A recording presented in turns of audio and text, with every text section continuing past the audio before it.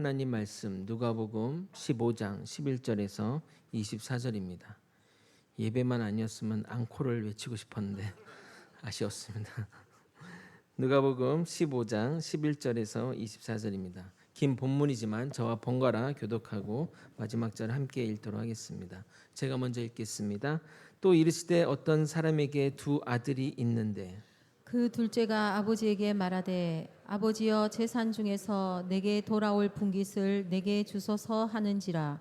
아버지가 그 살림을 각각 나누어 주었더니 그 후 며칠이 안 되어 둘째 아들이 재물을 다 모아가지고 먼 나라에 가 거기서 허랑방탕하여 그 재산을 낭비하더니 다 없앤 후 그 나라에 크게 흉년이 들어 그가 비로소 궁핍한지라. 가서 그 나라 백성 중 한 사람에게 붙여 사니 그가 그를 들로 보내어 돼지를 치게 하였는데 그가 돼지 먹는 쥐염 열매로 배를 채우고자 하되 주는 자가 없는지라. 이에 스스로 돌이켜 이르되 내 아버지에게는 양식이 풍족한 품꾼이 얼마나 많은가 나는 여기서 주려 죽는구나. 내가 일어나 아버지께 가서 이르기를 아버지 내가 하늘과 아버지께 죄를 지었사오니 지금부터는 아버지 아들이라 일컬음을 감당하지 못하겠나이다. 나를 품꾼의 하나로 보소서 하리라 하고 이에 일어나서 아버지께로 돌아가니라. 아직도 거리가 먼데 아버지가 그를 보고 측은히 여겨 달려가 목을 안고 입을 맞추니 아들이 이르되 아버지 내가 하늘과 아버지께 죄를 지었사오니 지금부터는 아버지의 아들이라 일컬음을 감당하지 못하겠나이다 하나 아버지는 종들에게 이르되 제일 좋은 옷을 내어다가 입히고 손에 가락지를 끼우고 발에 신을 신기라. 그리고 살찐 송아지를 끌어다가 잡으라 우리가 먹고 즐기자. 이 이 내 내 아들은 죽었다가 다시 살아났으며 내가 잃었다가 다시 얻었노라 하니 그들이 즐거워하더라. 아멘. 여기 오늘 새롭게 교회 오신 분은 누군가의 초대를 받아 이 자리에 앉아 계실 것입니다.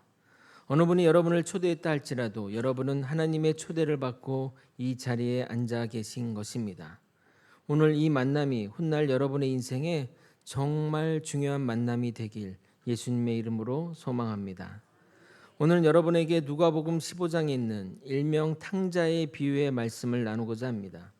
이 말씀은 불교의 스님들조차 아는 이야기로 교회 다니지 않은 분들도 줄거리는 대략 아시는 이야기일 것입니다.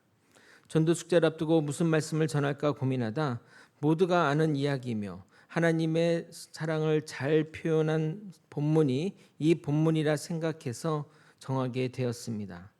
본문을 더 잘 이해하기 위해 소설도 이야기하고 그림도 설명하고 신문 기사도 인용하고 제 간증도 섞어서 전할 예정이니 전혀 지루하지 않게 들릴 것입니다. 예수님은 일명 탕자의 비유를 통해 하나님이 우리를 얼마나 사랑하시는지 말씀해 주고 계십니다.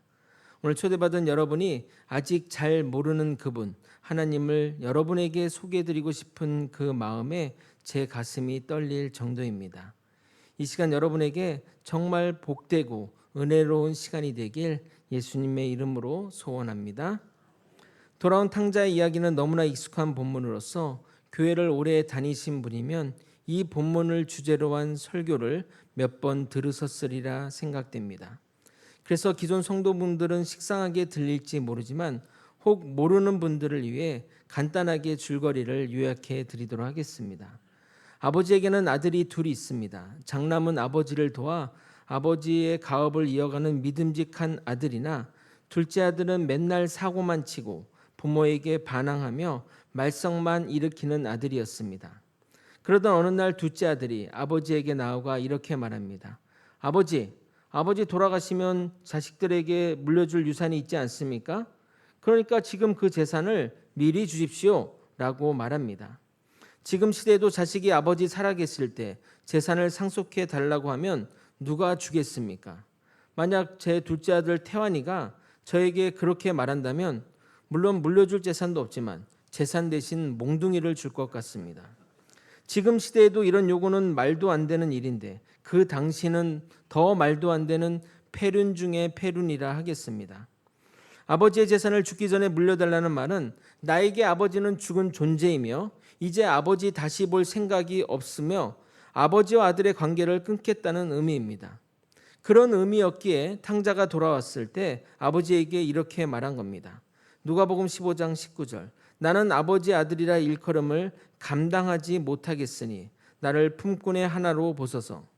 이 탕자의 고백은 겸손한 표현이 아니라 말 그대로 아버지와 아들의 관계가 끝이 났으니 품꾼으로 여겨달라고 말하는 겁니다. 그런데 이 말도 안 되고 패륜적인 말을 하는 둘째 아들에게 아버지는 자신의 재산 중 둘째에게 갈 몫을 순순히 내어줍니다. 이 둘째 아들은 아버지가 준 재산을 가지고 먼 나라로 가게 됩니다. 쉽게 얻은 돈은 쉽게 나간다고 진탕 술 먹고 창녀와 놀아나며 허랑방탕하게 쓰게 됩니다. 결국 아버지가 준 재산을 다 탕진한 아들은 이제 하루 먹고 사는 문제를 걱정하는 그런 존재가 되었습니다. 세상에 이런 망나니 아들이 어디 있겠습니까? 실제 우리 주변에 이렇게 사는 아들이 있다면 정말 혀를 100번도 끌끌 차며 한심스러워 했을 것입니다. 그런데 그때 그 나라에 흉년이 들었습니다. 그래서 더욱 일자리가 없고 흉년으로 인해 사람들의 인심마저 각박해졌습니다. 그러다 간신히 구한 일자리가 돼지를 치는 일이었습니다. 지금도 그렇지만 이스라엘에서 돼지는 가장 혐오하는 동물이며 먹지 않는 음식 중 하나입니다. 그런 돼지를 키우며 잠도 돼지 여건에서 먹고 잔다는 것은 막장 중에 막장의 일을 한다는 것입니다. 거기다가 일한 대가로 받은 음식이 돼지 사료로 쓰이는 지엄나무 열매로 허기를 때워야 하는 상황이니 이보다 더 비참한 상황은 없을 것입니다. 인생의 바닥에 이르게 되어서야 자신의 행동을 후회하며 신세한탄하게 되었습니다. 그러면서 자연스럽게 행복했던 순간이 떠올랐던 것이고 과거 아버지 집의 품꾼들이 생각난 것입니다. 아버지 집에 있을 때는 큰 관심 없어 그냥 지나쳤지만 그들이 일하면서 음식도 잘 먹고 괜찮게 사는 것이 기억나게 된 겁니다. 그는 생각하기를 집으로 돌아가 아버지 집의 일꾼으로 일한다고 하면 그래도 자식의 정이 있으니 아무리 내가 패륜적 행동을 했어도 일꾼 정도로는 쓰시지 않을까? 그러면 거기서 밥은 잘 먹겠거니 생각하게 된 겁니다. 그러나 자신이 잊은 죄가 너무 커서 아버지가 받아주실까 고민도 되었지만 여기서 이렇게 살다 죽느니 아버지에게 사죄하고 일꾼으로 써달라고 해야겠다는 생각으로 돌아가게 됩니다. 아마 그의 마음 가운데는 기대 반, 걱정 반, 두려움 반이었을 겁니다. 막상 탕자는 발길을 돌렸지만 죄스러운 마음에 주저주저하면서 나아가다 보니 어느새 집 근처 마을까지 오게 된 것입니다. 그런데 아버지는 먼발치에서 오는 아들을 보자마자 달려나가 안고 그동안의 잘못은 묻지도 따지지도 않고 입을 맞추며 가장 좋은 옷으로 입히고 살찐 송아지를 잡아 잔치를 벌입니다. 그러면서 아버지는 기뻐하며 이렇게 말합니다. 내 아들은 죽었다가 다시 살아났으며 내가 잃었다가 다시 얻었노라 하며 기뻐했던 것입니다. 지금까지 대략적인 탕자의 줄거리를 살펴보았고 이제 본문의 내용을 심층적으로 살펴보도록 하겠습니다. 이 본문을 잘 이해하기 위해 여러분에게 두 가지 질문을 드리도록 하겠습니다. 첫 번째 질문입니다. 이 탕자가 한 가장 큰 잘못은 무엇일까요? 객관식으로 물어보도록 하겠습니다. 마음에 생각하는 답을 정하시고 손을 들어주시기 바랍니다. 1번, 아버지가 돌아가시기 전에 유산 상속을 달라고 한 것은 패륜적인 행동이니 잘못이다. 2번, 아버지가 준 재산을 가지고 와서 허랑방탕하게 쓴 것이 잘못이다. 3번, 이스라엘 율법의 부정한 동물인 돼지를 키우고 돼지가 먹는 열매로 허기를 채운 것이 잘못이다. 4번, 아버지를 떠난 것이 잘못이다. 이 중 탕자의 잘못 중 가장 큰 잘못이 무엇일까요?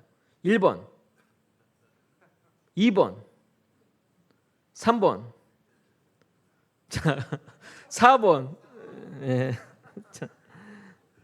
첫 번째, 아버지가 죽기 전에 유산 상속을 달라고 한 것은 잘못한 것이 맞습니다. 그러나 이 본문에서 말하는 핵심 잘못은 아닙니다. 그리고 아버지는 순순히 유산을 주셨고 그것에 관해 뭐라고 하시지 않았습니다. 두 번째, 소중한 아버지의 유산을 허랑방탕하게 쓴 것도 잘못입니다. 그러나 아버지는 재산을 허비하고 돌아온 아들에게 그 행동이 잘못되었다고 한마디 말하지 않았기에 본문이 지적하고자 하는 잘못이 아닙니다. 만약 탕자가 가지고 간 재산으로 사업을 해서 큰 부자가 되었다면 그는 잘못이 없는 것일까요? 결과가 중요한 것이 아닙니다. 세 번째, 부정한 동물인 돼지를 키운 것이 잘못일까요? 성경에서 말하는 음식 규례에 따라 부정한 음식이라 명명되는 동물들은 대부분 그 동물 자체가 문제가 있는 것은 아닙니다. 하나님은 이 세상에 동물을 창조하시며 부정하게 만드신 것은 하나도 없습니다. 만약 죄악된 동물이라면 만들지도 않았을 것이고 만들었다 할지라도 노아의 홍수 때 죽게 내버려 두었을 것입니다. 율법으로 부정한 음식으로 돼지가 지정된 것은 인간들을 위해서입니다. 그 당시 보관 기술에 따르면 돼지는 오래 보관하기 힘들고 쉽게 상하는 고기이며 다른 고기들과 달리 기생충이 많은 동물입니다. 반면 소고기와 양고기는 말려서 먹을 수도 있고 날 것으로도 먹을 수 있으며 다른 고기에 달리 부패 속도가 느려 사람을 병나게 하지 않지만 돼지나 부정한 음식들로 구분된 것들은 하나같이 오래 보관할 수 없거나 더운 날씨에 상하기 쉬운 것들입니다. 또한 먹는 것이 나쁜 것이 아니라 입 밖으로 나오는 것이 더 더럽다는 사실을 명심하고 감사하게 먹으면 아무런 문제가 없습니다. 성경은 이렇게 말합니다. 누가복음 7장 18절 19절. 예수께서 이르시되 너희도 이렇게 깨달음이 없느냐? 무엇인지 밖에서 들어가는 것이 능히 사람을 더럽게 하지 못함을 알지 못하느냐? 이는 마음으로 들어가지 아니하고 배로 들어가 뒤로 나감이라. 이러므로 모든 음식물은 깨끗하다 하시니라. 그럼 무엇이 큰 잘못일까요? 바로 4번, 아들이 아버지를 떠난 것이 잘못입니다. 그래서 아버지가 기뻐하며 둘째 아들을 용서한 것은 그가 아버지 품으로 돌아왔기 때문입니다. 아버지는 탕자가 자신의 잘못을 사과하기도 전에 그를 품에 안으셨습니다. 즉 돌아온 것만으로 용서가 된 겁니다. 그가 부자가 되어 돌아왔든 거지가 되어 돌아왔든 전혀 상관이 없습니다. 물려준 유산을 다 허비해도 상관없습니다. 돌아왔기에 아버지는 그를 받아준 것입니다. 두 번째 질문을 드리기 전에 먼저 성경 본문을 읽고 보도록 하겠습니다. 20절을 여러분이 같이 한번 읽도록 하겠습니다. 시작. 이에 일어나서 아버지께로 돌아가니라. 아직도 거리가 먼데 아버지가 그를 보고 측은히 여겨 달려가 목을 안고 입을 맞추니. 아버지는 아들이 돌아오는 모습을 보고 달려가 감격에 포옹을 하는 장면입니다. 그런데 이 장면이 어떻게 만들어졌을까요? 어떻게 이런 감동적인 장면이 만들어질 수 있었을까요? 답하기 전에 힌트가 되는 소설 하나를 여러분에게 들려드리도록 하겠습니다. 일본을 대표하는 여류 작가인 미우라 아야코는 소설 빙점을 쓴 작가로 우리에게 잘 알려져 있습니다. 그녀는 독실한 크리스찬인데 그녀의 작품들을 보게 되면 그 근간에는 기독교적인 내용, 성경의 내용이 깊숙이 담겨 있습니다. 그래서 오늘은 그녀가 쓴 양치는 언덕을 소개하고자 합니다. 주인공 나오미는 목사의 딸입니다. 그녀는 눈부시게 아름답고 지적인 여성이었습니다. 소설은 그녀의 고등학교 시절부터 시작됩니다. 그녀의 고등학교 선생인 다케야마는 나오미를 사랑하지만 학생과 선생이라는 신분 때문에 지고지순하게 나오미를 지켜봅니다. 반면 나오미의 친구 교코는 다케야마 선생님을 사랑했습니다. 교코는 다케야마 선생님이 자신의 친구인 나오미를 좋아하는 것을 알았기에 친구인 나오미를 굉장히 싫어했습니다. 전형적인 삼각관계의 사랑 이야기입니다. 그리고 또 한 사람, 다케야마 선생님의 친구 요이치가 나오는데 이 사람이 바로 남자 주인공입니다. 요이치는 그 동네에서 유명한 바람둥이였고 벌써 몇 번의 동거를 했을 정도로 유명했습니다. 흔히 말하는 나쁜 남자의 전형이었습니다. 근데 우연히 함께 간 나들이에서 나오미는 나쁜 남자 요이치에게 반하게 됩니다. 왜 여자들은 나쁜 남자에게 끌리는지 모르겠습니다. 그러다가 나오미가 졸업 후에 요이치를 우연히 다시 만나게 되었고 둘은 사랑하게 되고 또 결혼까지 다짐합니다. 하지만 나오미의 본호는 요이치를 잘 알고 있었기에 딸을 사랑하는 마음에 둘의 만남을 결사 반대했습니다.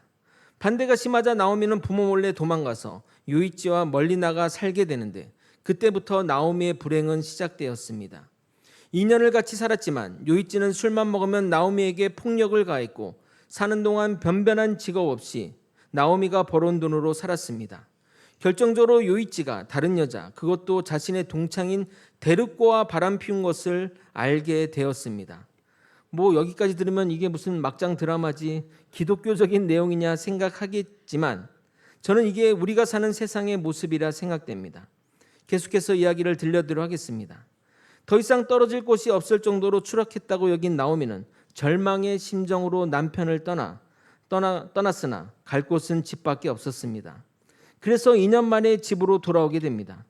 그러나 그렇게도 그들의 결혼을 반대했던 부모님의 얼굴에 뵐 낯이 없어서 집에 왔으나 차마 들어가지 못하고 어떻게 용서를 빌까 생각에 문 앞에서 한참 서성거렸습니다. 결국 몇 번을 망설이다가 모두가 잠들었으리라 생각한 아주 늦은 밤 현관 대문을 살며시 밀었습니다. 그런데 집 대문이 잠겨 있지 않았던 것입니다. 문 안으로 조심히 한 발 들어서자 갑자기 저기서 아버지의 음성이 들려오는 겁니다. 나오미야, 이제 오니? 나오미의 아버지는 2년 동안 문을 열고 밤늦게까지 나오미가 오기만을 기다리고 있었던 것입니다. 저는 이 부분에서 눈물이 왈칵 쏟아졌습니다. 자, 다시 성경으로 돌아와 질문을 드리도록 하겠습니다. 아버지와 아들의 감격적인 포옹은 어떻게 만들어진 것일까요? 아버지가 우연히 지나가다 아들이 오는 것을 본 것일까요? 아니면 떠나간 아들이 다시 오기를 기다리며 이제나 오늘이나 떠난 그곳을 바라보며 기다렸기에 이런 감동적인 재회가 이루어진 것일까요? 예수님이 말씀하신 비유에 사용되는 단어들은 그냥 사용되는 단어가 없습니다. 분명 20절에 아직도 거리가 먼데라고 쓴 표현을 눈여겨보셔야 합니다. 아버지가 눈이 좋아 거리가 멀어도 아들이 오는 것을 눈으로 보았다는 말이 아닙니다. 또는 아버지가 일상생활하다 우연히 그쪽을 바라봤는데 멀리 아들을 보며 달려간 것도 아닙니다. 아버지는 아들이 떠나간 곳을 이제나 저제나 기다리며 바라보고 계셨기에 이런 감동적인 재회가 이루어진 것입니다. 소설 속의 나오미야 이제 오니처럼 말입니다. 탕자의 비유에서 이 부분을 결코 간과해서는 안 되는 것입니다. 다시 한번 20절을 여러분이 한번 읽어보도록 하겠습니다. 시작. 이에 일어나서 아버지께로 돌아가니라. 아직도 거리가 먼데 아버지가 그를 보고 측은히 여겨 달려가 목을 안고 입을 맞추니. 아버지는 둘째 아들의 허무맹랑한 요구에 응하시고 둘째 아들을 보냈지만 그 아들을 떠난 곳을 이제나 저제나 오기만을 기다리며 그것을 바라보며 살았던 겁니다. 그리고 그렇게 그리워하던 아들이 보이자 나이도 많은 당신이 그 먼 길을 달려가 그를 안고 입을 맞추신 것입니다. 결코 탕자의 비유는 탕자가 주인공이 아니라 그 탕자를 기다리는 아버지의 사랑을 말하고자 예수님이 비유로 말씀하신 것입니다. 저는 어릴 적에 이 본문을 읽을 때 이해가 안 된 부분이 바로 이 부분이었습니다. 아니 그렇게 아들을 기다릴 거면서 왜 아들을 보냈냐는 겁니다. 돈을 안 줬으면 안 나갔을 것이고 그럼 이런 일도 없었을 것 아니냐. 왜 말도 안 되는 일을 허락하고 마음고생하는지 이해가 안 되었습니다. 그런데 자녀를 낳아보니 그 마음이 이해되었습니다. 자녀를 낳아 길러보니 아닌 것을 알면서도 자녀가 하는 것을 허락하고 마음속으로 응원하게 되는 것을 경험하게 되었습니다. 누가 그런 말을 합니다. 자녀 행동이 잘못된 것을 알면서도 모른 척하며 하도록 허락하는 것이 부모의 마음이라고 말입니다.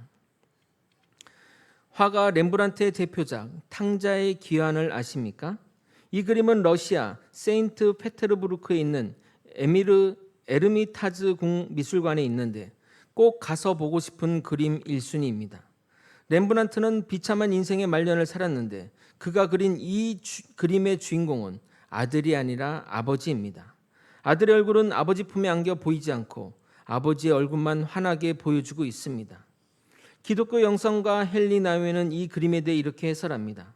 아버지는 집 나간 자식을 눈물로 기다리다가 눈이 짓물러 아버지의 눈은 초점이 없습니다. 시력을 상실한 노인, 이는 눈이 멀기까지 기다리는 하나님의 사랑을 말해줍니다. 우리는 이 말씀을 흔히 탕자의 비유라고 하는데 주인공은 탕자가 아닙니다. 예수님 비유의 초점은 바로 탕자를 기다리는 아버지입니다. 여러분에게 편지 하나를 소개해 드리도록 하겠습니다. 사랑하는 아빠 보세요. 아빠, 저는 요즘 얼마나 마음이 아픈지 모릅니다. 아빠가 저를 때리셨을 때 제 마음보다 100배, 1000배나 더 마음 아프셨을 아빠를 생각할 때마다 눈물을 감출 수가 없어요. 하지만 아빠, 저를 때리신 것이라 생각하지 마세요. 제 속에 있던 나쁜 것을 때려서 물리치신 거라 생각하세요. 아빠, 저를 위해 한 번 더 마음 풀어주시지 않겠어요? 아빠도 화이팅이에요. 1994년 10월 20일 아빠를 사랑하는 연수가 드려요. 아마 이 편지를 보셨을 때 짐작하기를 무슨 잘못인지는 모르지만 잘못한 딸이 아버지에게 용서를 빌며 보낸 편지 같습니다.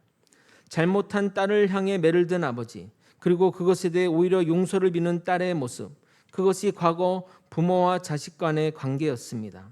혼을 내며 매를 들더라도 그것을 사랑으로 알고 이해하는 관계 말입니다.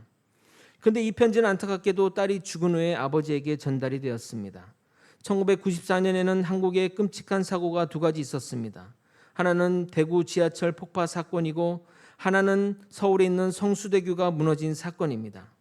멀쩡한 다리가 무너진 사건은 전 세계 토픽이 될 정도로 충격적인 사건이었습니다. 조선일보는 사고가 발생한 지 10년이 지나 그 사고의 가족들이 어떻게 사는지 기획 취재를 하였다고 했습니다. 그 기사 일부를 여러분에게 읽어드리도록 하겠습니다. 1994년 10월 20일 가장 이식천 씨는 하늘나라에서 보낸 딸의 편지를 받았습니다. 딸 연수가 아침 등교 도중 성수대교와 함께 추락한 16번 시내버스 안에서 숨을 거뒀다는 비보를 들은 지 몇 시간 뒤 빗물과 강물에 젖은 채 돌아온 가방 안에는 소소한 잘못으로 아빠에게 매맞고 눈물로 쓴 편지가 고이 접혀 있었습니다. 이날 아빠는 딸아이의 가방을 가슴에 품고 엉엉 울었습니다. 연수의 아버지 이시천 씨의 집은 사고 다음에 이사가고 없었습니다. 아마도 그 아파트 창문에서 성수대교가 한눈에 들어왔기 때문에 그런 것이 아닌가 생각됩니다. 불과 몇백 미터 떨어진 곳에 위치한 집은 한강이 보이지 않는 아파트였습니다. 연수의 어머니는 힘겹게 말문을 열었습니다. 남편은 성수대교 사고 전 굴지의 대기업 이사로 승승장구했지만 2년 후 힘없이 숨을 거뒀다고 했습니다. 착한 딸 연수의 파이팅 당부를 들어주지 못한 회한을 남기고 말입니다. 연수 아빠는 아침 일어나면 멍하니 눈물을 흘리고 퇴근해서 집에 돌아오면 울고 회사에서도 남몰래 울었대요. 밥을 먹다가도 통곡하고 잠이 하나 뒤척이는가 보다 하고 바라보면 훌쩍훌쩍 울고 있고 그렇게 2년을 살다 중병에 걸려 돌아가셨지요. 아버지는 경기도 용인시 천주교 묘지 딸 연수 묘지 인근에 안장되었다고 합니다. 이처럼 유괴나 사고로 가족을 잃은 부모님들은 이런저런 슬픔의 제명대로 살지 못하고 돌아가시는 일들이 많다고 통계를 통해 확인할 수 있습니다. 이처럼 자식에 대한 사랑은 본능이고 하나님이 우리에게 심어준 마음이 아닌가 생각됩니다. 이제 저의 아버지 이야기를 해드리겠습니다. 저의 아버지에 대해 어릴 적 기억은 여러 번 사업의 실패로 무기력하게 집에서 계시는 모습이었습니다. 소일거리 하듯이 동네 가게 아저씨들이랑 만나 화투를 치거나 어머니가 일하는 가게 나가 앞마당을 쓰는 일들이 대부분이었습니다. 어머니는 가족의 생계를 책임지게 한복 및 이불 가게를 하며 우리를 먹여 살렸습니다. 집이 경제적으로 힘들다 보니 저희 부모님은 수시로 집안이 떠들썩하도록 싸움을 하셨습니다. 그 부부 싸움이 심해 사는 집에서 쫓겨나기도 했습니다. 그래서 저에게 아버지는 무기력한 아버지, 실패한 아버지, 엄마를 힘들게 하는 아버지였던 것입니다. 특히 아버지는 경상도 특유의 무뚝뚝한 말투와 투박한 외모로 애정을 가지고 보지 않으면 정이 안 가는 분이셨습니다. 반면에 어머니는 어려운 환경에서도 저희에 대한 교육열이 대단해서 빚을 내어 사립학교에 보냈습니다. 사립학교에 다니다 보니 저희 학우들은 다 부자이며 좋은 차에 아버지 직업은 사업가, 대기업 회사원, 의사, 교수 등등 요새 말로 엄친아들이었습니다. 저는 항상 가정조사란에 아버지 직업을 어떻게 써야 할까 고민하다 사업가라고 썼던 것으로 기억합니다. 제발 누군가 무슨 사업을 하냐고 물어보지 않기를 바라면서 말입니다. 그 당시 학교는 어린 초등학생이 걸어다기에는 좀 먼 거리였습니다. 버스로 새 정거장이었지만 초등학생 걸음으로는 1시간이 좋게 걸리는 거리였습니다. 그래서 아침마다 아버지는 나를 자전거에 태워 학교까지 바래다 주었습니다. 저는 그것이 너무나 창피해 아버지에게 학교 들어가기 전 인적이 드문 골목길에서 내려달라고 했습니다. 학교 앞까지 데려다주면 선생님들이 싫어한다는 말도 안 되는 이유를 대면서 말입니다. 솔직히 아버지의 초라한 옷도 싫었고 다른 친구들은 부모님이 차로 데려다 주는데 자전거가 뭐냐 하는 마음에 그렇게 둘러 말했던 겁니다. 아버지는 자식의 그런 마음을 아셨는지 제가 말한 장소에 저를 내려주고 항상 돌아가셨습니다. 그런데 중 아버지는 아버지 자전거에서 내리는데 그곳을 지나가는 학교 친구를 보게 되었습니다. 나는 무슨 죄를 지은 것 마냥 황급히 내려 아버지에게 인사도 안 하고 학교로 뛰어갔습니다. 무언가 숨기고 싶은 비밀이 들킨 것처럼 너무나 좌절이 되었습니다. 그날 집에 돌아가 나 이제 자전거 안 탈래? 버스 타고 갈 거야 라고 생떼를 부렸습니다. 그러나 아버지는 이유도 묻지 않고 그렇게 하라고 말씀하셨습니다.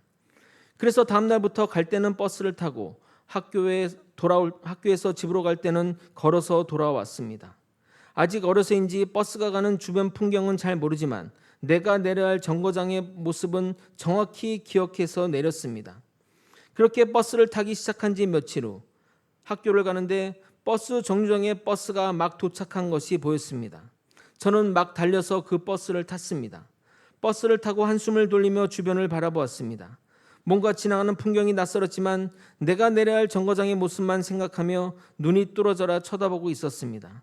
그러나 새 정거장이 지난데도 내가 아는 주변 모습은 안 나왔고 뭔가 이상하다는 생각이 들었지만 한 정거장을 덜 왔나 생각하며 방만 두리번 했습니다.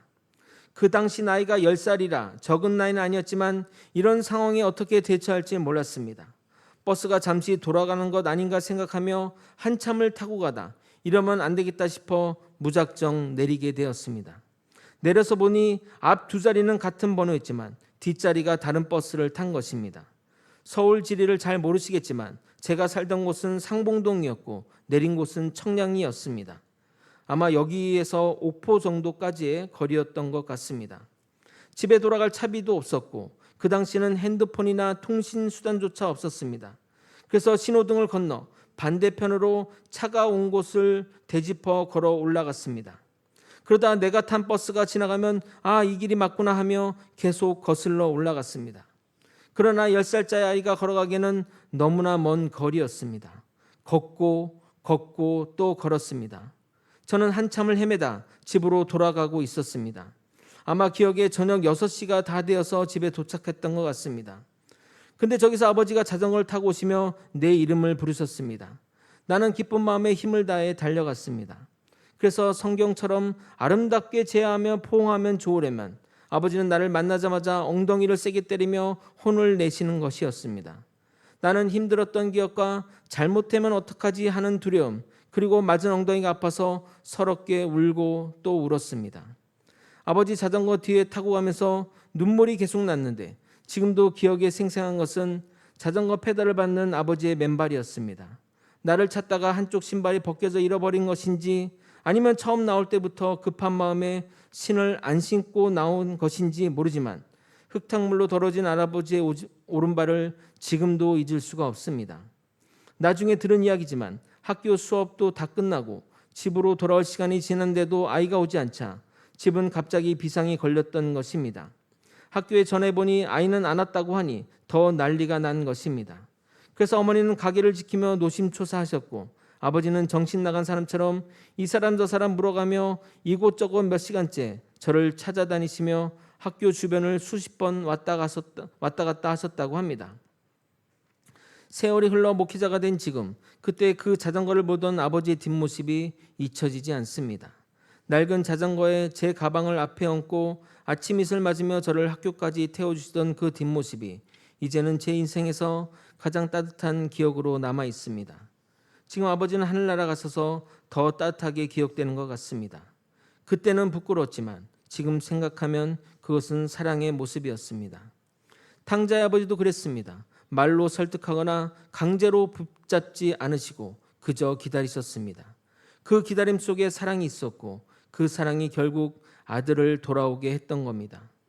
우리 하나님 아버지도 그러십니다. 우리가 세상에 나가 실패하고 허랑방탕하게 살며 때로는 하나님을 잊을 때조차 그분은 여전히 우리를 기다리십니다. 아직도 거리가 먼데 그분은 오늘도 우리를 향해 두 팔을 벌리고 기다리고 계십니다. 사랑하는 여기 계신 여러분들, 우리가 하나님께 돌아갈 이유는 여러분이 인정하든 인정하지 않든 그분이 우리의 아버지이시기 때문입니다. 그분을 품에 안 있을 때만이 우리는 참된 안식과 평안을 누릴 수 있습니다.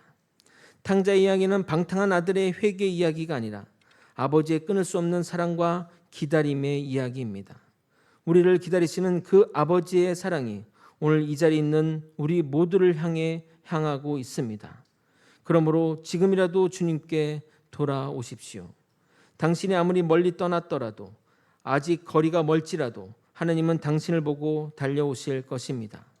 그분의 품에 안겼을 때 우리의 모든 수치와 실패, 허무와 상처는 사라지고 죽었다가 다시 살아난 자로 새 생명을 얻게 될 것입니다.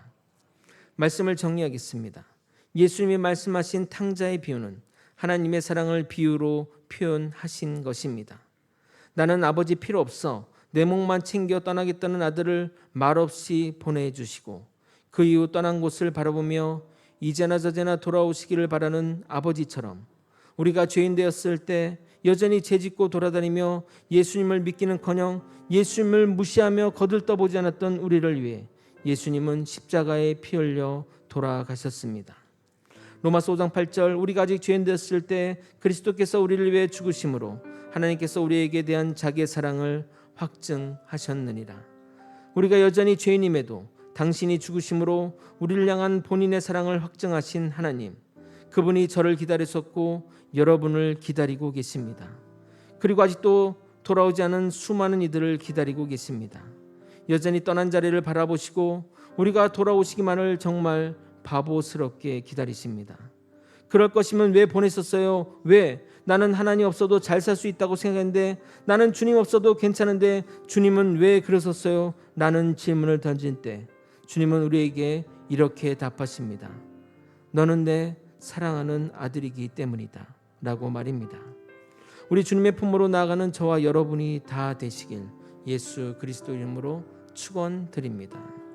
함께 찬양하고 기도의 자리로 나가도록 하겠습니다. 주 품에 품으소서. 주 품에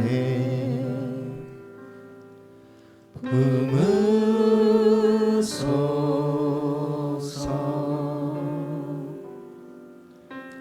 능력에 발로 덮으소서. 거친 파도 날 향해 와도 주와 함께 날아오르니 폭풍 가운데 나의 영혼 잠잠하게 주를 보리라. 주님 안에 나 거리 주님 안에 나 거하리.